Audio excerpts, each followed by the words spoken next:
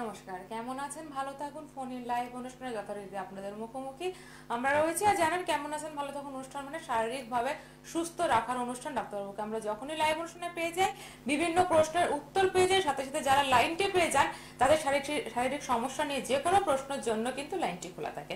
আমরা গত বেশ দুটো এপিসোড ধরে আমরা কোলেস্টেরল নিয়ে কথা বলছিলাম। আপনাদের অনেক চিন্তার কিন্তু মুক্তি ঘটেছে। কোলেস্টেরল একটি খারাপ রোগ, এটি থাকা একদমই শারীরিকভাবে ক্ষতিকর।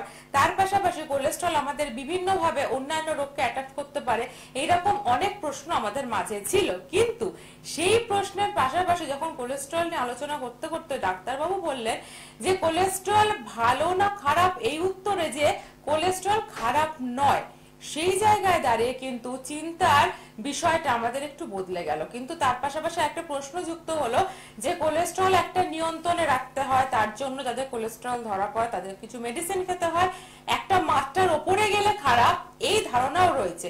সেটা কি সঠিক ধারণা? আমাদের কোনো একটা মাত্রা অবধি কি নিয়ন্ত্রণে রাখতে হবে? যদি মাত্রার ওপরে চলে যায় তাহলে কতটা ক্ষতিকর, বা নিয়ন্ত্রণে রাখার জন্য আমরা কি করব? কোলেস্ট্রল নিয়ে যারা ভুগছেন, বা কোলেস্ট্রল কিছু কিছু ক্ষেত্রে জেনেটিক হয়, হয়তো একই বাড়িতে সকলেরই কোলেস্ট্রলের মেডিসিন খেতে হয়, তাদের জন্য কিন্তু এই একটা প্রশ্নের উত্তর আজকে আপনারা এই লাইভ অনুষ্ঠানে পেয়ে যাবেন। কারণ এই অনুষ্ঠান মানে শুধুমাত্র কোলেস্ট্রল বা আমাদের লিভার সংক্রান্ত না, আপনারা কিন্তু আপনাদের শারীরিক যে কোনো সমস্যা নিয়ে কথা বলতেই পারেন। কথা বলার জন্যই এই 45 মিনিট ডাক্তারবাবু ব্যস্ততম সময়ের মধ্যে দিয়ে আপনাদের সামনে এসে হাজির হয় লাইভ ফোন ইন অনুষ্ঠানে। আজও কিন্তু তার ব্যতিক্রম হয়নি। বিশিষ্ট চিকিৎসক প্রখ্যাত গ্যাস্ট্রোএন্টারোলজি ডক্টর কনিষ্ক সরকার ইতিমধ্যে কিন্তু স্টুডিও এসে উপস্থিত হয়েছেন।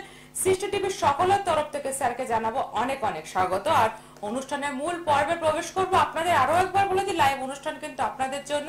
শারীরিক যে কোনো প্রশ্ন নিয়ে সরাসরি কথা বলার নাম্বার ডায়াল করে চলে আসতেই পারেন। নমস্কার ডাক্তার।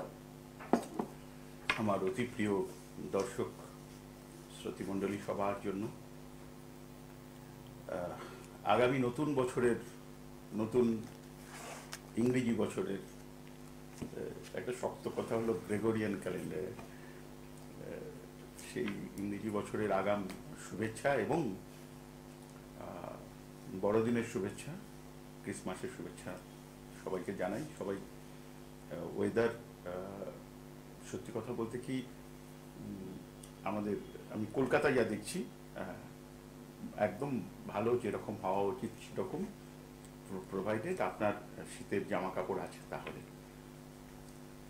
যাদের শীতের জামা কাপড় এখনো সেরকম নেই, আমার এই অনুষ্ঠানের বাইরে আমি সবসময় দু একটা কথা বলে থাকি।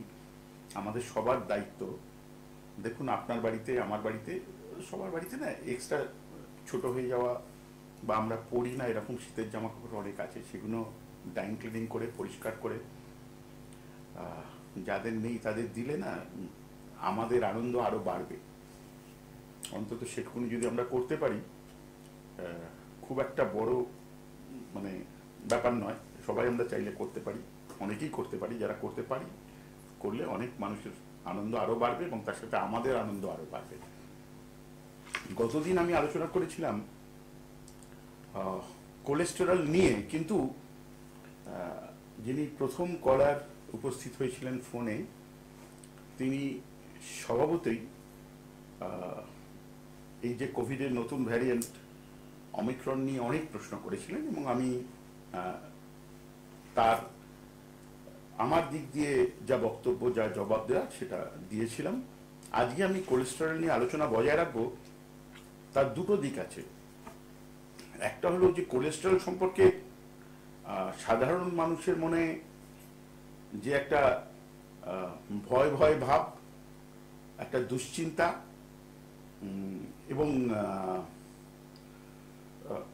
কোলেস্টেরল থেকে খুব ক্ষতি হয়ে যেতে পারে এরকম একটা চিন্তা থেকে অত্যন্ত বেশি পরিমাণে কোলেস্টেরল কমানোর ওষুধ, যেগুলোকে আমরা আমাদের ভাষায় স্ট্যাটিনস বলি, তার উপর নির্ভরতা, এই সব ব্যাপার নিয়ে আমি একটু কথা বলতে চাই। কারণ ইনফ্যাক্ট এই কোভিডের যে কোমরবিডিটি আছে, অর্থাৎ যেগুলো যে অসুখ বিসুখ থাকলে কোভিড আরো বেশি পেয়ে বসে, আরো বেশি ভয়ঙ্কর হতে পারে, তার মধ্যে তার সাথে এই কোলেস্টেরলের জনিত যে অসুখ বিসুখ তার একটা সম্পর্ক আছে। তো দুদিক দিয়েই এই আলোচনা আমি আশা করব মানুষের উপকার করবে। আপনাদের প্রশ্নের তো উত্তর দেবো, কয়েকজন ফোন করেছেন, উত্তর নিয়ে আলোচনা করব। হ্যাঁ, আমি ডক্টর সরকার লাইনে আছি। নমস্কার ডাক্তারবাবু, আমি রানাঘাট থেকে বলছিলাম। হ্যাঁ, কে বলছেন? নাম হচ্ছে বিশ্বজিৎ তরফদার। বিশ্বজিৎ বাবু বলুন। বলছি ডাক্তারবাবু, আমার এখন 31 এজ। তা আমি 2 মাস আগে রক্তের রিপোর্ট করেছিলাম, সেখানে আমার দেখা যাচ্ছে থাইরয়েড ধরা পড়েছে, এবং সেটা হচ্ছে শুকনো থাইরয়েড 8.56, যে পার্সেন্টেজটা এসছে। তা আমি আপনার কাছে আমার একটাই প্রশ্ন, যে এই থাইরয়েড অনেক সময় শুনেছি আমরা যে থাইরয়েডের ওষুধ একবার চালু করলে পারে কন্টিনিউ এটা যতদিন লাইফ টাইম আর কি করতে হয়। তা এটার কি আদার্স কি কোনো উপায় আছে যে ওষুধ ছাড়া থাইরয়েডটাকে কমানোর? হ্যাঁ, আমি উত্তর দেবো। আগে আমি বলছি যে আপনার তো রিপোর্টটা আপনার কাছে আছে। হ্যাঁ, রিপোর্টটা আমার কাছে আছে। টিএসএইচ লেভেল কত আছে? আমার এমনি সুগার হচ্ছে, আমি বলে দিই। সুগার না, টিএসএইচ। ওটা হচ্ছে 8.56। টিএসএইচ, হ্যাঁ হ্যাঁ। তাহলে T3 T4 করা হয়েছিল তো? না, ওটা আর করা হয়নি। তা শুধু টিএসএইচ করা হয়েছে? হ্যাঁ হ্যাঁ হ্যাঁ তাহলে এই জীবনে প্রথম থাইরয়েডের পরীক্ষা করা হলো? হ্যাঁ হ্যাঁ। কেন করা হলো, মানে কেন আপনি ডাক্তারবাবুর কাছে দেখাতে গেছিলেন? ডাক্তার কাছে গেছিলাম এই জন্য, মানে আমি খাচ্ছি রোগা হয়ে যাচ্ছে দিন দিন। হ্যাঁ, এবার আমার খাবার দাবারের কোনো ঘাটতি নেই, কিন্তু সেইভাবে শরীর শুকিয়ে যাচ্ছে দিন দিন। তা মনে হলো যে ডাক্তারবাবুর কাছে আমি বললাম যে এই ব্যাপার। তা উনি ইউরিন আর থাইরয়েড উনি পরীক্ষা করতে দিলেন। তা ইউরিন ঠিক আছে, সুগারটা হচ্ছে বর্ডার লাইনে চলে এসছে, ওই তো 136 এসছে। আর হচ্ছে আপনার থাইরয়েডটা 8.56, যেটা হচ্ছে শুকনো থাইরয়েড, যেটা সেটা উনি বললেন আর কি। শুকনো থাইরয়েড, আচ্ছা। ওই জন্য ওই টার্মটার সাথে আমি পরিচিত নই বলে বারবার টিএসএইচ করছি। আপনি শুকনো থাইরয়েড বলছেন তো, ওইটার সাথে আমি পরিচিত নেই। একটা তো থাইরয়েড হলে পরে মোটা হয়ে যায়, আর একটা হচ্ছে রোগা হয়ে যায়। ও, আপনি আসলে হাইপোথাইরয়েডিজম আর হাইপার থাইরয়েডিজমের কথা বলছেন। হ্যাঁ হ্যাঁ হ্যাঁ। তা আপনি এর মধ্যে শুকনো কোনটাকে বলছেন, মানে হাইপোথাইরয়েডিজম কে না হাইপার থাইরয়েডিজম কে? হাইপোটা, যেটা রোগা হয়ে যায় আর কি। হাইপোথাইরয়েডিজমে মোটা হয়ে যায়, হাইপার থাইরয়েডিজমে রোগা হয়ে যায়। আচ্ছা, আমি বাংলা করে দিচ্ছি, ইংরেজি থেকে সরে আসছি। আপনি যখন শুকনো টুকনো বলছেন, আমি একদম পরিষ্কার বাংলা করে দিচ্ছি। হ্যাঁ।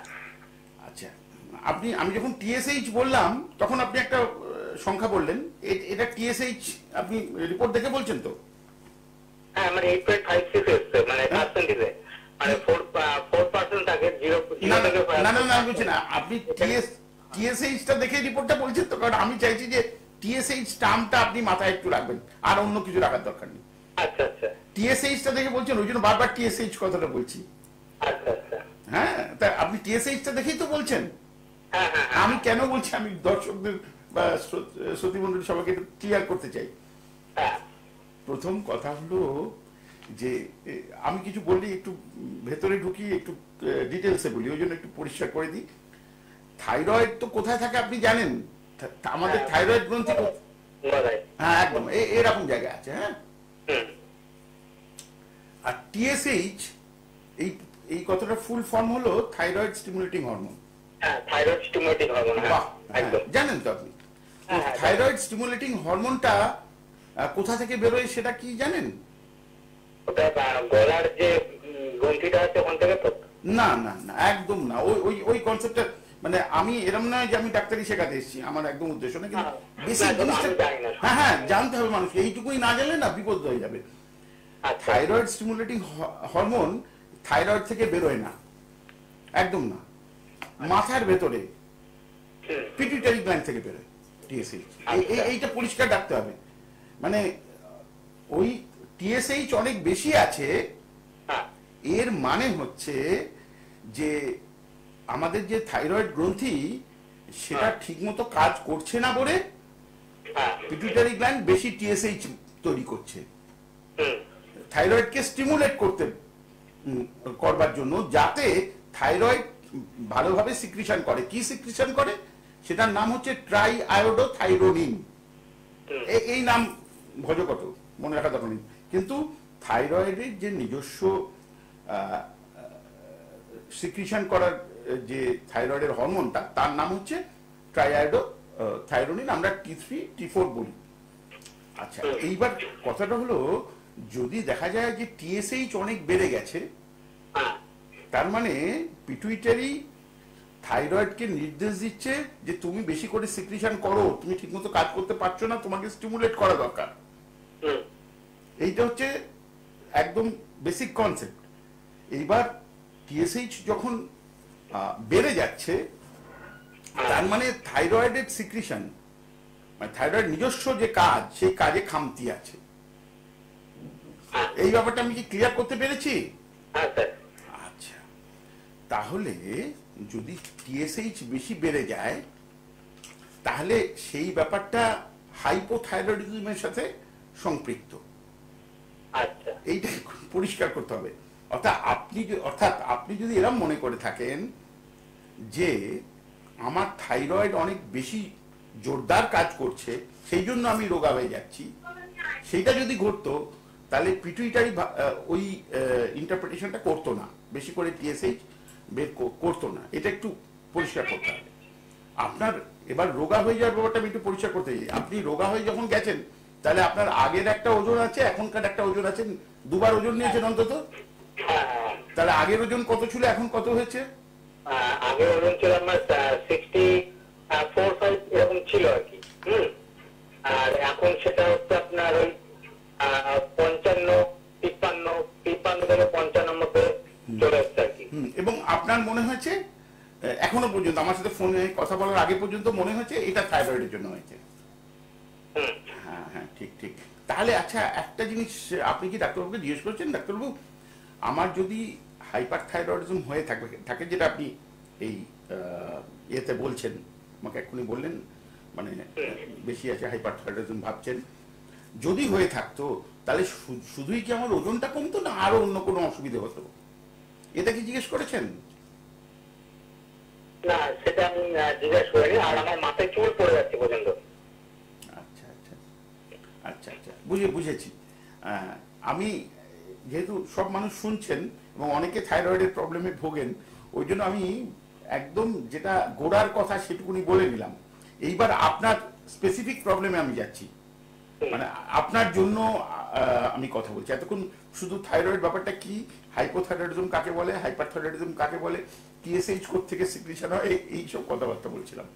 এবার আপনার কথা দেখুন, আপনার যা বয়স, তাতে আপনার ওজন কমে যাচ্ছে, চুল পড়ে যাচ্ছে। এই জন্য যদি আমি থাইরয়েডকে মানে দায়ী করি, মানে কোনো পরীক্ষা না করে, আমি প্রথম থেকে যদি আমার চিন্তাধারাটা এরকম, ধরুন আমি একজন প্র্যাকটিশনার, মানে ডাক্তার হিসেবে আপনাকে দেখছি, অনেক মেডিকেল স্টুডেন্ট আমার অনুষ্ঠান শোনেন, তারাও নিশ্চয়ই শুনছেন, আমি অনেক সময় তাদের তুমি করেও বলি। তো কিভাবে চিন্তা করতে হবে, আমি বা অন্য ডাক্তারবাবুরা কিভাবে চিন্তা করেন, ওই চিন্তাটা আমি একটু শেয়ার করছি, তাহলে বুঝতে পারবেন। ওজন কমে গেল, আচ্ছা, তাহলে প্রথমেই কিন্তু আমরা ওই থাইরয়েডের কথা চিন্তা করি না। ওজন কমে যাওয়ার পেছনে আপনার বয়সে যদি কেউ জিজ্ঞাসা করে আমাকে যে সব থেকে কমন কারণ কি, আপনার বয়সে একদম কমনেস্ট কারণ, তাহলে প্রথম ওর সাথে আমি আরো দুটো প্রশ্ন জিজ্ঞেস করব যে মাঝখানে এই যে 65 থেকে 53 বা 55 হয়েছেন, এই টাইম গ্যাপটা কত দিনে? সেটা ধরুন প্রায় 2.5 থেকে 3 বছর হবে। আমি 3 বছর ধরছি। হ্যাঁ, 3 বছর ধরুন। তাহলে এই 3 বছরে কোনোভাবে কোনো কারণে আপনার কি এরকম মনে হয়েছে যে আমি ঠিকমতো খাবার হজম হচ্ছে না, রাত্রে ঘুম ঠিকমতো হচ্ছে না, ঠিকমতো পায়খানা হচ্ছে না, ঠিকমতো পেট পরিষ্কার হচ্ছে না, এই ধরনের কোনো রকমের অসুবিধা কি আপনার হয়েছে, যার জন্য আপনি কোনো খাবার যেটা থেকে আপনার অসুবিধা হয় সেগুলো বাদ দিয়েছেন, রেস্ট্রিকশন করেছেন, এরকম কি কোনো ঘটনা ঘটেছে? না 3 বছরে খাবার সংক্রান্ত, পেট সংক্রান্ত, রাত্রে ঘুম সংক্রান্ত কোনো প্রবলেম ছিল না? এইটা প্রথম আমরা চিন্তা করি, আমি আপনার সাথে শেয়ার করলাম, আপনি ভাবুন, ভেবে বলুন। এই 3 বছরে মানে আমি শুরু থেকেই মানে আমি আগে একটু ফাস্ট ফুড জাতীয় জিনিস খেতে ভালোবাসতাম, ঠিক আছে। এবার ওই ফাস্ট ফুড খাওয়ার ফলে আমার প্রচন্ড গ্যাস অম্বল হতো, পায়খানা ঠিকঠাক ক্লিয়ার হতো না।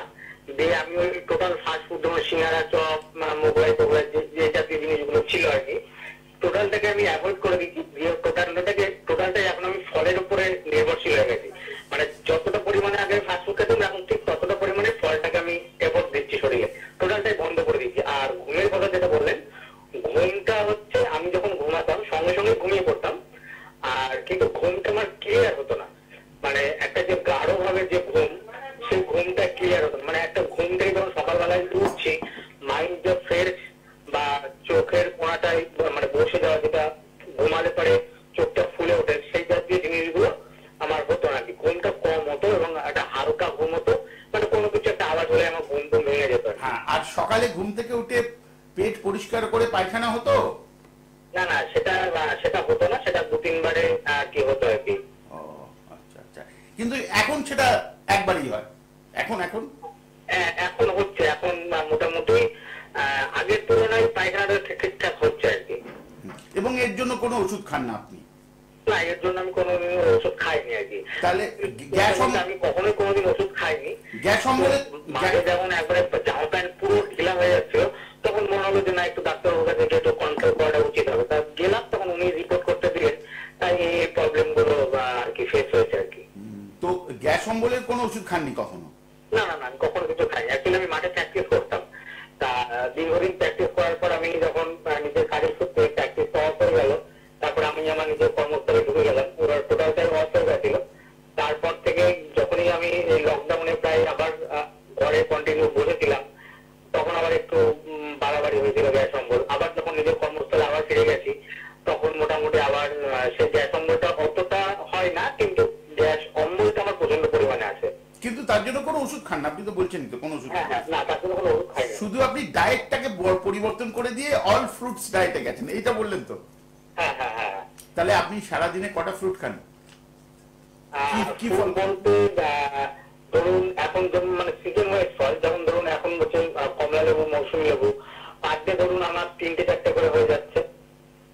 তার মানে ফল বলতে আপনি এরকম নয় যে আপনার ডায়েটটাকে ফল দিয়ে রিপ্লেস করেছেন, মানে সকালে আপনি জলখাবারও খান না, দুপুরে ভাতও খান না, তা নয়। দুপুরে জলখাবার, সকালে জলখাবার খান, দুপুরে যখন লাঞ্চ লোকে ভাত বা রুটি যা খাবার খায়, বিকেল বেলায় চা খেতাম তাই খাচ্ছি। আমি যে বাইরের খাবারগুলো বন্ধ করে দিচ্ছি, সেই জায়গাটাকে তাই ফল খাচ্ছে। হ্যাঁ, ফল বলতে যে এখন 4টে কমলা লেবু, হ্যাঁ 4টে কমলা লেবু, বা 2টো কমলা লেবু, 2টো মৌসুমী লেবু। হ্যাঁ ওই তো 4টে লেবু। 4টে লেবু খাচ্ছেন, ঠিক ঠিক ঠিক ঠিক। আমি একটু পরিষ্কার করে বলি, আপনার রিপোর্টে যা ধরা পড়েছে, সেই রিপোর্টের যা অবজারভেশন আর আপনার ওজন কমা, এটা ওই অবজারভেশনে যা ধরা পড়েছে তার কারণে নয়, এটা আমি পরিষ্কার এখন বললাম। আচ্ছা। কিন্তু কারণ বিনা কার্য হয় না, অর্থাৎ কোন একটা ঘটনা ঘটলো তার পেছনে কোনো কারণ নেই, এরকম তো কখনো হতে পারে না। অর্থাৎ আপনার ওজন কমেছে, তার পেছনে তো একটা কারণ কিছু আছে। তো সেটা এক্সপ্লেন করছি। সেটা তাহলে কিভাবে 1, 2, 3, 4 করে আমরা ভাববো আর কি, কারণ আমরা অনেক সময় ডিফারেন্সিয়াল ডায়াগনোসিস বলি, যারা ডাক্তারি ছাত্র তারা জানে।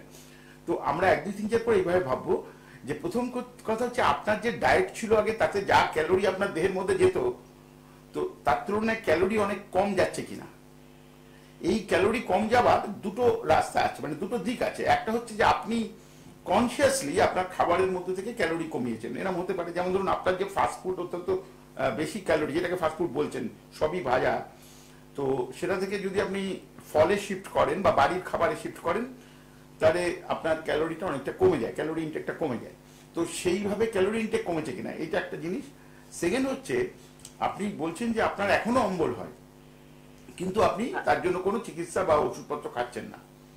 তো অম্বল বলতে বেশিরভাগ মানুষ যেটা বোঝে, এবং আমিও যেটা বুঝি, সেটা হচ্ছে গলায় টক জল বা দম সম্ভাব। আপনিও কি তাই ভাবছেন বা তাই সেটাই মিন করেছেন? হ্যাঁ হ্যাঁ হ্যাঁ, মানে অম্বল বলতে সকালবেলা যখন ব্রাশ করতে যাই তখন প্রচন্ড পরিমাণে টক জল গলা দুটো আর একটু বমি পায়। হ্যাঁ হ্যাঁ হ্যাঁ, অনেকে আবার শুধু বমি পায় না, অনেকে বমি করে রিলিফ পান। আপনি সেই দলে নন তো? না না, বমিটা আমার অতটা হয় না। খুব যখন প্রচন্ড পরিমাণে গলার এখানটা জলে, তখন নিজে আমি জল খেয়ে ওটাকে উগলে দেওয়ার চেষ্টা করি, তখন একটু।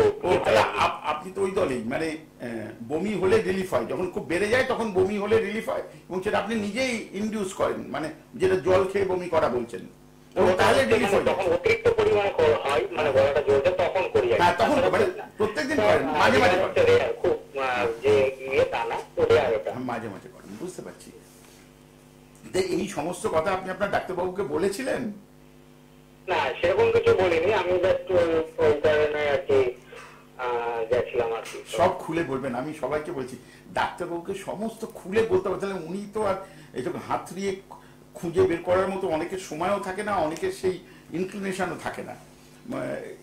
মানে সব ডাক্তারবাবু তো নিজেকে ডিটেকটিভ ভাবেন না, অনেকে ডাক্তারই ভাবেন, কিন্তু আসলে ডাক্তারের কাজ ডিটেকটিভের মতো হাতড়ে খুঁজে বের করা ভেতর ভেতর থেকে। তো আমি আপনার ব্যাপারটা বুঝিয়ে বলে দিই। আপনার ক্ষেত্রে যে অম্বলের রোগের এবং আপনি যে জল খেয়ে বমি করার কথা বললেন, সেটা আয়ুর্বেদে একটা ধৌতি প্রক্রিয়া আছে, তো সেই ধৌতি প্রক্রিয়ার মতো একটা ব্যাপার। তো সেই সব প্রক্রিয়ায় অনেক সময়ই আপনার অ্যাবজর্পশনের মানে হলো আমরা যা খাবার খাই সে খাবার থেকে আমাদের দেহের যেটা দরকার প্রয়োজন, ধরুন প্রোটিন দরকার, ফ্যাট দরকার, কার্বোহাইড্রেট দরকার, ভিটামিনস, মিনারেলস, মাইক্রোনিউট্রিয়েন্টস এইসব দরকার, তো সেগুলো তো আমাদের ইন্টেস্টাইন অ্যাবজর্ব করে। তার অনেক কিছু অসুখ বিসুখ আছে যাতে এই অ্যাবজর্পশনের পরিমাণটা কমে যায়, মানে আপনি যতটা খাবার খাচ্ছেন তার থেকে যতটা আপনার দেহের দরকার, অ্যাবজর্ব করা দরকার, সেই অ্যাবজর্পশনের প্রক্রিয়াটা ব্যাহত হয়। তো সেইটা হচ্ছে কিনা সেটাও দেখা দরকার।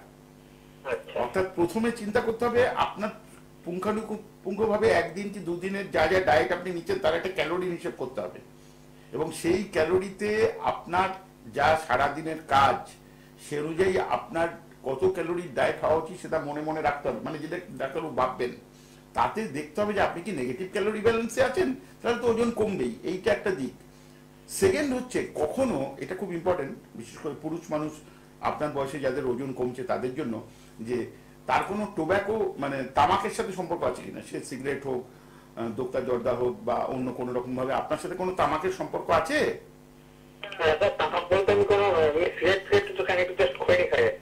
আচ্ছা, খৈনি, তামাকই হলো তো। তাহলে তামাকের সম্পর্ক আছে, এবং পুরুষ মানুষ এবং ওজন কমে যাচ্ছে, এবং অ্যারাউন্ড 35 বা এরকম বা তার থেকে বেশি বয়স, এরকম যদি হয়, তো যারা একটু অভিজ্ঞ ডাক্তারবাবু তিনি যে স্ট্রিমেরই হোক না কেন তিনি আতিপাতি করে খোঁজেন যে স্টুলে অকাল ব্লাড পজিটিভ নেই, তো তো আপনার স্টুল কখনো পরীক্ষা করা হয়েছিল? তাহলে আপনি একটু আপনার ডাক্তারবাবুর সাথে পরামর্শ করে আগে অকাল ব্লাড দেখুন। এটা পরে আসছে, আমি প্রথম 1, 2, 3 করে পয়েন্টগুলো বললাম, মাথায় আশা করি একটু থেকে যাবে।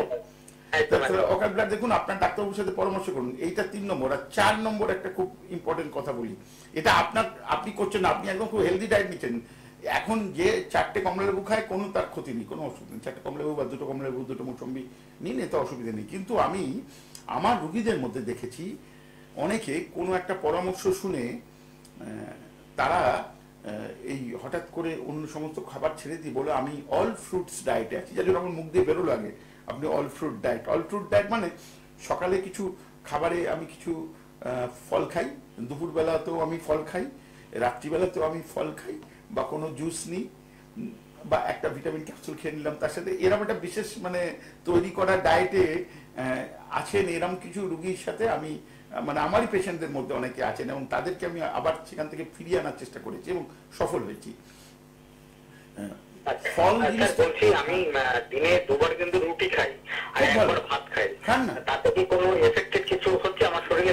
একদম কিচ্ছু হচ্ছে না। আপনি আপনার ডাক্তারবাবুকে সমস্ত খুলে বলুন, এবং থাইরয়েডের সাথে সম্পর্কযুক্ত বলে যে আপনার মাথায় একটা চিন্তা হচ্ছে, সেই চিন্তা থেকে একটু সরে এসে যে যে ফ্যাক্টরগুলোর কথা আমি বললাম সেই ফ্যাক্টরগুলোর ওপর একটু জোর দিতে হবে, এবং এটা আপনার ডাক্তারবাবু পারবেন। আপনি যে ডাক্তারবাবুর সাথে পরামর্শ করছেন তার সাথে একটু কথাবার্তা বলুন। এছাড়া আমার হেল্পলাইন রয়েছে। আর ওজন যেটা আপনার রয়েছে, মূল কথা, মোদ্দা কথা হলো এইটাকে আমার 61 থেকে 68-র মধ্যে নিয়ে যেতে হবে, বিটুইন 61 and 68। 68-র ওপরে যাবে না, আর 61-র তলায় যাবে না, সেই জায়গায় যেতে হবে। এই জন্য কোনো আর্টিফিশিয়াল কিছু করার দরকার নেই, ডায়েট এবং ট্রিটমেন্ট এইটুকুনিতে ঠিক হয়ে যাবে। স্যার বলছি, উনি বলেছিলেন, ডাক্তার বলেছিলেন যে বাঁধাকপি, ফুলকপি এই জাতীয় জিনিসগুলো খাওয়া একদম বারণ। তাই এগুলো কি টোটালটাই কি আমাকে অ্যাভয়েড করে চলতে হবে, নাকি আমি কি খেতে পারবো পরবর্তীকালে? আর সয়াবিনের যে বীজটা, যে দানাটা, মানে ছোলা, সয়াবিন, বাদাম, আমি যখন প্র্যাকটিস করতাম মাঠে তখন আমি সয়াবিন খেতাম, ছোলা খেতাম। তাই আমি সয়াবিনটা কি খেতে পারি স্যার? আচ্ছা, আমাকে একটা একটা করে আমার অবশ্য ভুলে যাব না, কিন্তু অনেক সময় ভুলে যেতেও পারি। একটা একটা করে বলুন। প্রথম আপনি বাঁধাকপি, ফুলকপি, কপি জাতীয় কথা বললেন না? হ্যাঁ হ্যাঁ হ্যাঁ। আচ্ছা, তো এটা খাবো না, উনি যে চিন্তা করে বলছেন সেটা হচ্ছে আয়োডিনের পার্সপেক্টিভ থেকে বলেছেন, অর্থাৎ থাইরয়েডের পার্সপেক্টিভ থেকে বলেছেন। ঠিক আছে, আপনি যদি না খান আপনার ক্ষতি কিছু নেই, আর খেলেও বড় লাভ কিছু নেই। আপনি ইচ্ছে করলে খাবেন, না হলে খাবেন না, আপনার জন্য এটা অত জরুরি কিছু নয়। কিন্তু একটা জিনিস খুব, আপনি একটা প্রসঙ্গ তুলেছেন, ৯৯% মানুষ, অনেক ডাক্তারবাবুরা এই ব্যাপারটা অতটা জানেন কিন্তু খেয়াল রাখেন না, সেটা সয়াবিনের বীজ সম্পর্কে। আপনি একটা প্রশ্ন করেছেন, ওটা উত্তরটা দিয়ে দিই। আমি কখনো এই আলোচনা করিনি, একটু পরিষ্কার করে দিই। পৃথিবীর সব থেকে বেশি সয়াবিন কোন দেশে তৈরি হয়, এটা একটা ভূগোলের প্রশ্ন হয়ে গেল, ডাক্তারের নয়। সেটা হলো চীন দেশ। পৃথিবীর সব থেকে বেশি সয়াবিন ভুক দেশ কোন দেশ, সেটা হলো চীন দেশ। এবার আমাদের দেশে সয়াবিন বা এই সয়াবিনের বিচিটা থেকে ক্রাশ করে একটা দুধ, মানে একটা সাদা লিকুইড বেরোয়। হ্যাঁ, আপনি জানেন বেরোয়। আজ থেকে 30 বছর 40 বছর আগেও যেখানে খুব দারিদ্র ছিল সেখানে সয়াবিনের দুধ সব থেকে কম দামে, এবং এটা আবার ডাক্তারি বাইরের কথা হয়ে গেল, মানে তখন PL 384 বোধ হয়, মানে পাবলিক ল 384, আমেরিকা থেকে বিনা পয়সায় এইসব সয়াবিন, গম এসব আমাদের দেশে আসতো, সয়াবিন ডিস্ট্রিবিউট হতো। সয়াবিনের দুধ একদম গরিব পরিবারে এটা একটা খুব ভালো প্রোটিনের সোর্স বলে দেওয়াও হতো, এবং ঠিক 25% মতো বা তার একটু বেশি প্রোটিন আছে, খুব ভালো।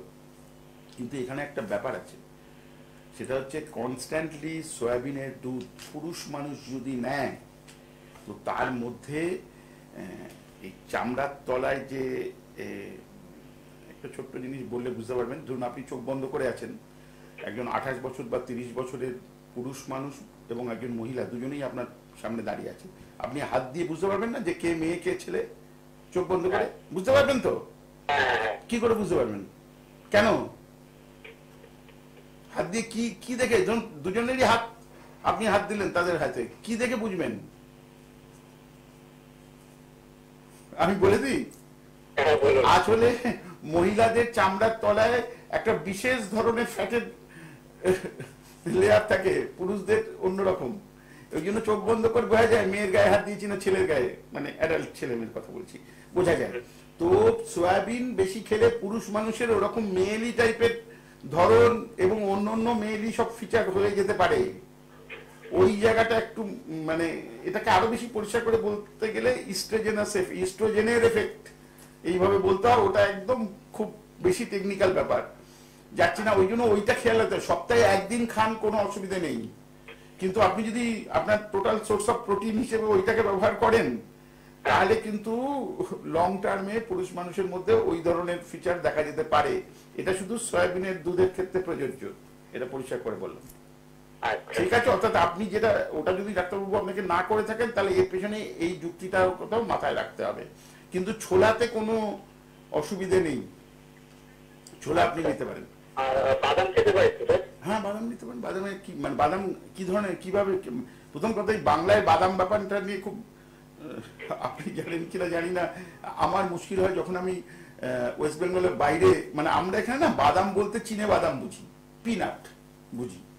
ঠিক ওয়েস্ট বেঙ্গলের বাইরে যাবেন, যে কোনো জায়গায় বাদাম বলতে তারা পেস্তা বাদাম বোঝে। ওখানে এই যে বাদামটা যেটাকে আমরা চীনে বাদাম বলি, সেটাকে বাদাম বলেই না, অন্য একটা কথা বলে। আপনি জানেন কি বলে?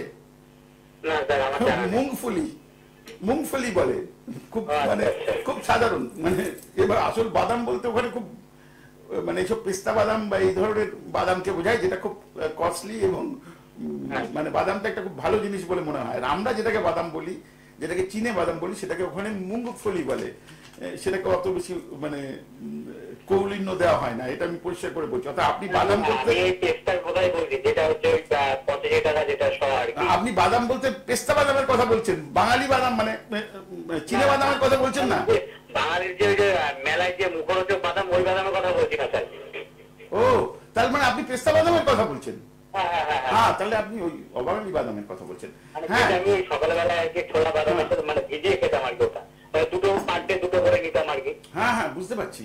তো সেই বাদামে কোনো ক্ষতি নেই, ভালো হবে। আচ্ছা আচ্ছা, ঠিক আছে, আর কিছু প্রশ্ন? না স্যার ঠিক আছে। আর বলছি স্যার, আমি আপনার সাথে তাহলে একটু কনসাল্ট করতাম। তা আমি তো রানাঘাটে থাকি, আমি আজকে আপনার প্রোগ্রাম আজকে প্রথম দেখছি। আচ্ছা, তা আমি আপনার সাথে কিভাবে যোগাযোগ এবং কিভাবে কনসাল্ট করবো, যদি আপনি আমাকে একটু ডিটেলস ভাবে বলেন। আমি একটু বলে তাহলে পরে দিই। হ্যাঁ, প্রথম কথা হচ্ছে যে আপনি তো যে ডাক্তারবাবু আপনাকে দেখছেন তার সাথে পুরো আপনার সম্পর্ক শেষ হয়ে যায়নি। আপনি আগে এই নিয়ে তার সাথে একটু কথাবার্তা বলুন, বলে একটা সমাধানে আসতে পারেন কিনা দেখুন। আমি তো কলকাতায় বেশ কিছুটা দূরে আছি, আচ্ছা আপনি আপনার কাছের ডাক্তারবাবুকে দিয়ে আগে সমাধান হয় কিনা দেখুন, না হলে আমার হেল্পলাইনে ফোন করুন। যদি তাতেও সমাধান না হয় তখন আমার কাছে আসার কথা ভাববেন। আমার মনে হয় আপনার ডাক্তারবাবু যিনি দেখছেন তার সাথে পুরো ব্যাপারটা খুলে বললে উনি বুঝতে পারবেন এবং হতে পারে আপনার প্রবলেমটা সলিউশনের জায়গায় আসবে। এখানে ওই ব্যাপারটা মাথায় রাখতে হবে, আপনি কিন্তু গ্যাস অম্বলের রুগী এবং সেটা চিকিৎসা করতে হবে। যেটা আপনি ওইসব ধৌতি প্রক্রিয়া বা ওইসব করছেন সে ব্যাপারেও কিছু বলার আছে, কিন্তু যেহেতু আমি এখনো আপনার চিকিৎসায় স্পেসিফিক্যালি ইনভলভ নই, আমি ওই নিয়ে এখন কোনো কথা বলছি না। আপনি আপনার ডাক্তারবাবুর সাথে পরামর্শ করুন, আমার হেল্পলাইন নাম্বার রইল। যদি ওই ডাক্তারবাবুর চিকিৎসায় স্যাটিসফ্যাক্টরি রেজাল্ট না হয় তখন নিশ্চয়ই ভাবা যাবে, দেখা যাবে, এবং আমার হেল্পলাইন নম্বরে আপনি যোগাযোগ করতে পারেন। ঠিক আছে, আর কিছু? আমি তাহলে লাইন বিচ্ছিন্ন করছি। ধন্যবাদ। অনেকে কিন্তু যেভাবে আমি কথাবার্তা বলি তাতে খুশি হন না। মানে ডাক্তারবাবু একটা ছোট্ট ব্যাপার নিয়ে এত বেশি বার বলেন, এত বেশি, আবার কারো কথা নিতে হবে। হ্যাঁ, আমি ডক্টর সরকার লাইনে আছি। হ্যাঁ স্যার, নমস্কার। নমস্কার, বলুন। হ্যালো। হ্যাঁ, আমি আছি। আমি বসিরহাট থেকে বলছি। কে বলছেন? নমস্কার, বলুন। হ্যাঁ, আমি বসিরহাট থেকে বলছি, পিঙ্কি মন্ডল। হ্যাঁ, পিঙ্কি মন্ডল। প্রথম হচ্ছে আপনার টিভির ভলিউমটা মিউট করে দিন, এখানে কিন্তু ফিডব্যাক আসছে। আপনি কানে শুনুন, মানে আপনার ফোনে শুনুন, টিভিতে দেখুন। হ্যাঁ হ্যাঁ হ্যাঁ, এবার বলুন। এবার ঠিক আছে? একদম ওকে। হ্যাঁ, বলুন। তো অ্যাকচুয়ালি স্যার, আমার একটু নার্ভের প্রবলেম আছে, তো ওই জন্য একটু ওইটার ব্যাপারে একটু জানার ছিল। বলুন কি জানতে চান, বলুন। ওর প্রবলেমটা অ্যাকচুয়ালি অনেক দিন থেকে, আসলে কোনো কিছু দেখলে প্রচন্ড পরিমাণে রিয়াক্ট করা। তো শীতকালে প্রচন্ড পরিমাণে কাঁপুনি দিয়ে ঠান্ডা লাগা, মানে যেরকম নর্মালি সবাই থাকে আর কি, তার থেকে একটু একটু অন্যরকম।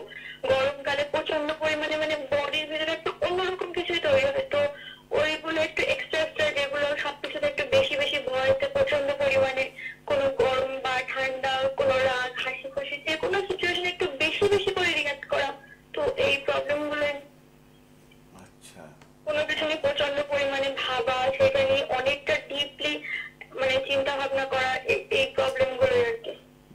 আচ্ছা, এটাকে আপনার প্রবলেম কেন মনে হচ্ছে?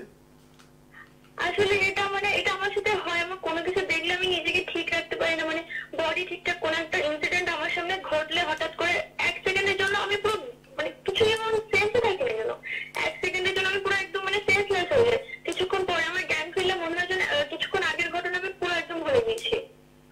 অনেক ক্ষেত্রে এমন হয়েছে। এটাকে এরকম বলতে পারি না যে আপনি একটু সেন্সিটিভ মাইন্ডের লোক, বড় জোর। মানে এটাকে যদি প্রবলেম বলি, এটা যদি প্রবলেম ভাবি আমি, তাহলে কি হতে হয় যে প্রবলেম মানে হলো অসুখ এবং তারপর ডাক্তার। ওই লাইনে যদি চলে যান তাহলে এক্ষুনি 3টে ওষুধ পড়ে যাবে। কিন্তু আপনাকে শুনে তো মনে হচ্ছে যে আপনি খুব একটা, আপনার বয়স কত?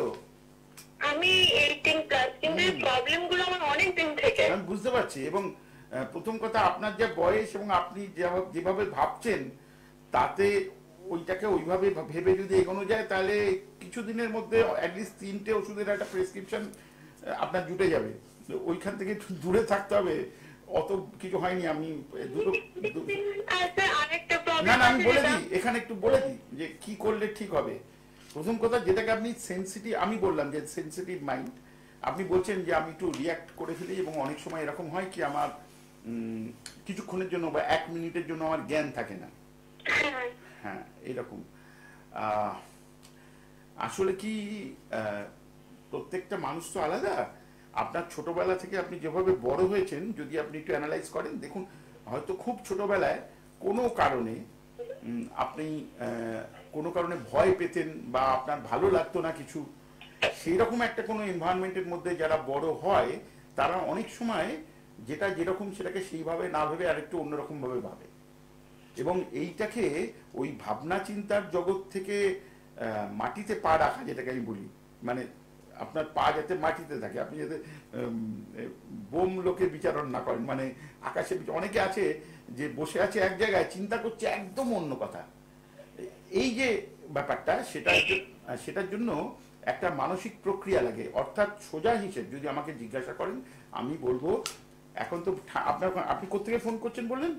বসিরহাট। বাহ, ওখানে তো ঠান্ডা, মানে 18 ডিগ্রি সেন্টিগ্রেড বা আরো তার তলায় টেম্পারেচার আছে। বিকেলবেলা বা সন্ধ্যেবেলা ওখানে ব্যাডমিন্টন খেলা চালু হয়েছে? না, এখানে তেমন একটা সেরকম ভাবে আমার এজের কোনো ছেলেমেয়েরা তেমন একটা নেই, বেশিরভাগ সব ম্যারেজ, সবাই বিয়ে হয়ে গেছে, তো বলতে গেলে আমি একাই। এমন কিছু করতে হবে, খেলাধুলার মধ্যে থাকুন যাতে এখান দিয়ে একটু ঘাম হয়, এরকম। এটা সপ্তাহে 5 দিন যদি করেন। বলছি আর একটা প্রবলেম যেটা, হ্যালো, হ্যাঁ আমি শুনছি।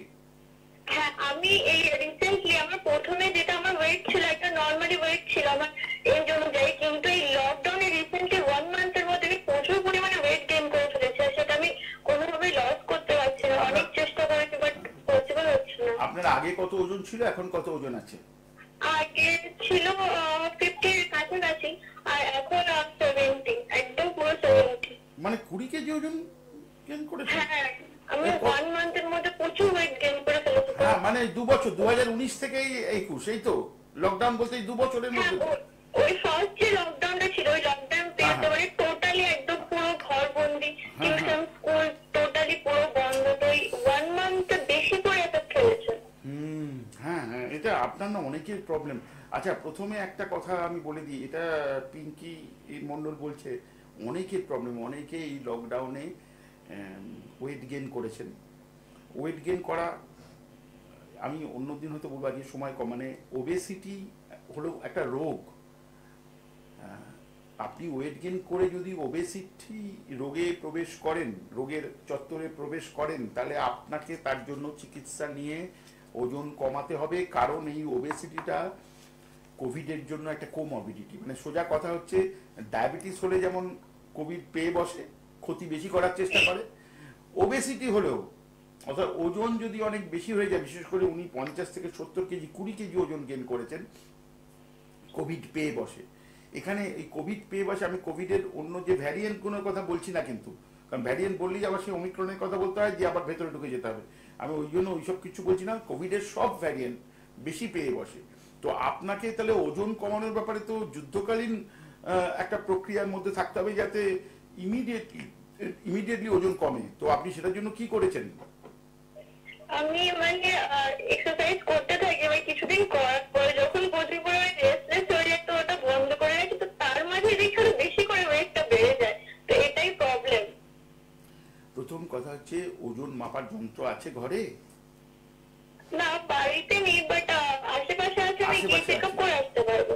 ও আচ্ছা আচ্ছা, ঠিক আছে। আপনি 7 দিনে একবার ওজন নিতে হবে, এবং ওজন কমানোর জন্য এখন তো কোভিডের যে অবস্থা আমাদের পশ্চিমবঙ্গে, তাতে আপনার হাঁটতে বেরোনোর কোনো বাধা নেই। আমি বুঝতে পারলাম যে আপনার এই শীতকালে সব থেকে, আমাদের সময় সব থেকে প্রিয় ছিল, মারামারি করতাম আমরা ব্যাডমিন্টনের র্যাকেট নিয়ে খেলবার, অনেক মানে ক্যান্ডিডেট, তো খেলতে সুযোগ কম পেতাম, কিন্তু আপনি তো ওখানে সেই সুযোগ নেই, আপনার কথা শুনে মনে হচ্ছে। তো ব্যাডমিন্টন যদি খেলতে না পারেন, একটাই রাস্তা, সেটা হাঁটতে বেরোতে হবে সকালে বা সন্ধে। এবং আপনার যা 20 কেজি ওজন বেড়েছে, আপনি যেই হাঁটতে যাবেন 3 দিন পরে আপনি কি অসুবিধার কথা বলবেন, আপনি জানেন আপনি কি অসুবিধা হবে? পায়ে ব্যথা হবে। আপনি বলবেন আমি পায়ে ব্যথা হচ্ছে, আমি হাঁটতে পারছি না।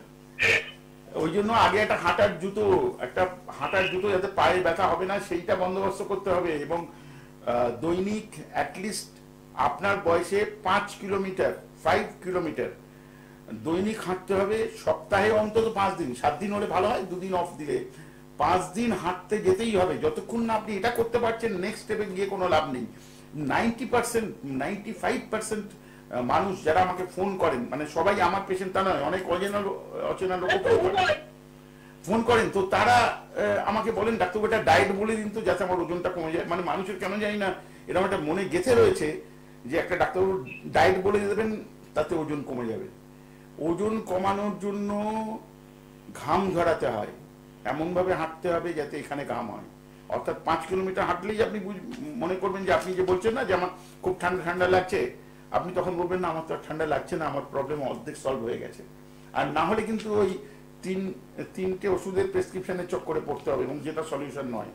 অর্থাৎ আপনাকে যদি ব্যাডমিন্টন খেলতে না পারেন, হাঁটতে যাওয়ার জন্য যা যা করার করতে হবে, তার প্রথম রাস্তা হলো ওজনের যন্ত্র আর হাঁটার জুতো। প্রথম দিন এসব না করে হঠাৎ করে একটা যে কোনো কিছু পরে কালকেই হাঁটতে চেষ্টা করবেন না, আগে এইগুলো ঠিক করে নিন। আমি কি বললাম বোঝা গেছে? কোনো প্রশ্ন থাকলে বলুন, আমি উত্তর দেবো। না না, আর কোনো কোয়েশ্চেন নেই, এই দুটোই মেইন কোয়েশ্চেন ছিল আমার, নার্ভাস প্রবলেমটা নিয়ে আর এটাই। হ্যাঁ আর আমার, হ্যাঁ এক সেকেন্ড, হ্যালো। বলুন, আমি শুনবো, আমার সময় প্রায় কম কিন্তু আমি শুনবো, বলুন বলুন বলুন। হ্যাঁ বলছি, আর আমার না একটু সেন্সলেস হয়ে যাওয়ার প্রবলেম আছে, মানে কিছু কিছু ক্ষেত্রে হঠাৎ কোনো ইনসিডেন্ট দেখলে সেন্সলেস হয়ে যাওয়া, বা মানে প্রচন্ড রোদ্রে দাঁড়িয়ে থাকলে হঠাৎ করে সেন্সলেস হয়ে যেতে, মানে এরকম অনেকবারই হয়েছে। হ্যাঁ হ্যাঁ, আমি ওটাতে একটু পরে, মানে আজকে আমাকে ওখান থেকে দেখানো হচ্ছে যে 3 মিনিট সময় আছে, তো তার জন্য 2 মিনিট আমি আপনাকে দেবো, 1 মিনিট আমি আমার নিজের কথা বলবো। সেই 2 মিনিটে বলি, আপনার যে ব্যাপারটা এই সেন্সলেস হওয়ার ব্যাপারের সাথে যুক্ত, আপনি দেখলেন তো, আমি ওটাকে নিয়ে বেশি কথা বলছি না এখন, কারণ দেখতে হবে। যেমন ধরুন একটা ছোট্ট এক্সাম্পল দিই, ধরুন আমার ঘরে যদি আমি দেখি যে একটা আগুন লেগেছে আর ওখানে একটা বেড়াল বসে আছে, বেড়ালটাকে আগে তাড়াবো না, আগে তো আগুন নেভাবো। তেমনি আপনার ক্ষেত্রে প্রায়োরিটি হলো যেভাবেই হোক ওজনটা কমাতে হবে। আমি এই কথাও ব্যবহার করলাম যে যুদ্ধকালীন প্রক্রিয়ায় মনে হবে যুদ্ধ লেগেছে, তো সেই রকম অবস্থায় আপনার ওজন কমাতে হবে, এবং ওজন কমাবার জন্য যুদ্ধের জন্য অস্ত্রশস্ত্র দরকার। আপনার প্রথম দুটো অস্ত্র, একটা ওজন মাপার মেশিন আর একটা হচ্ছে হাঁটার জুতো। এই দুটো অস্ত্র আগে জোগাড় করুন, করে তারপরে যুদ্ধে নামুন, জিতবেন আপনি। আমার হেল্পলাইন নাম্বার রাখুন। হ্যাঁ বলুন বলুন বলুন। আরে স্যার বলছি, এমনি কিছু খাওয়ার ক্ষেত্রে কিছু কি মানে অ্যাডজাস্ট করলে কিন্তু কিছুটা হেল্প করতে পারে, মানে ওই ওয়েট গেইনের প্রসেসটা? আমি তো প্রথমে নেগেট করে দিয়েছি, আপনি প্রথমে খাবারের ব্যাপারে আসবেনই না, এটা তো আপনি না 95%। বলুন বলুন বলুন বলুন, কিছু বলবেন তো বলুন। না স্যার, ওটাই প্রবলেম, ওই ওয়েট গেইনটা। ওয়েট গেইনের ব্যাপারে আমি যেটা বললাম, সেরকম ভাবে স্কুল বা টিউশন সেরকম ভাবে কিছুই নেই, তো সেরকম আপনি তাহলে সেরকম ভাবে কোনো কিছুই হয় না, তো ওটাই মেইন প্রবলেম। আমি তাহলে যেটা বললাম একটু দয়া করে মাথায় রাখুন, হাঁটার জুতো আর ওজনের যন্ত্র বন্দোবস্ত করুন। যদি তারপরে কোনো আপনার অ্যাডভাইস দরকার পড়ে আমার হেল্পলাইনে ফোন করুন, আমাদের আর 1 মিনিট সময় আছে, ঠিক আছে? ঠিক আছে, ভালো থাকুন, ধন্যবাদ। আমার অতি প্রিয় দর্শক শ্রোতী মণ্ডলী, এইটা মানে আমাকে সবাই, আমার যারা অনুষ্ঠান দেখেন তারা বলেন, আমার কলিগ, আমার পায়ার, আমার অন্য বন্ধু বান্ধব সবাই বলেন যে যে ব্যাপারে তুমি কথা বলছো তার বাইরে একটা লোক ফোন করছে, তাকে এত বেশি সময় দাও কেন, এরা অনেকে জিজ্ঞেস করে। আসলে আমার মনের যেটা ইচ্ছে সেটা আপনার সাথে শেয়ার করিনি, কারণ আজকে 1 মিনিট সময়ের মধ্যে কোলেস্টেরল নিয়ে বলা বাতুলতা, তা আমি বলিনি। আমি সবসময় মনে করি যে আমি যে কাজটা করছি সেটা একটা মানুষের কাজে লাগছে, তো আমি একটা বিরাট বড় বক্তৃতা দিয়ে দিলাম, সবাই শুনলেন এবং তারপর বক্তৃতাটা ভুলে গেলেন। এরকম বক্তৃতা আমার দেওয়ার একদম ইচ্ছা নেই। যদি একটা মানুষের কাজে লাগে আমি মনে করবো যথেষ্ট কাজ হলো। অর্থাৎ প্রত্যেক দিনে আমার অনুষ্ঠানে যদি একটা একটা করে মানুষের একটু কাজ হয়, আমি স্যাটিসফাইড এবং আমি সফল বলে মনে করি। আমার এখানে সময়ের একদম শেষ, আমাকে এরকম কাঠি চালানোর কথা বলছি, আমি 10 সেকেন্ড একটু ধার করে নিয়ে কথা বলছি। আমি আগামী দিনের এজেন্ডাটা, আমি নেক্সট দিন লাইভ প্রোগ্রাম করবো, কোলেস্টেরল সম্পর্কে বলবো, ওবেসিটি সম্পর্কে বলবো, এবং কোভিডের সাথে এই কোনো সম্পর্ক নিয়ে বলবো। আজকে আর সময় নেই, অনিচ্ছা সত্ত্বেও বিদায় নিতে হচ্ছে। একদম, যে কথাটা না বললেই নয়, স্যার নিজেই বলে দিলেন অনিচ্ছা সত্ত্বেও কিন্তু বিদায় নিতে হবে, কারণ সময় বলে দিচ্ছে, ইতি টেনে দিচ্ছে আজকের মতো। কিন্তু যাদের মনে হচ্ছে যে না প্রয়োজন রয়েছে, তারা আর একটা সপ্তাহ ওয়েট করতে পারবে না, হেল্পলাইন নাম্বার কিন্তু তার জন্য রইল। সকলের তরফ থেকে আরো একবার ধন্যবাদ জানিয়ে আজকের অনুষ্ঠান শেষ করবো। ধন্যবাদ স্যার আপনাকে, সকলে নমস্কার, ভালো থাকুন। ধন্যবাদ।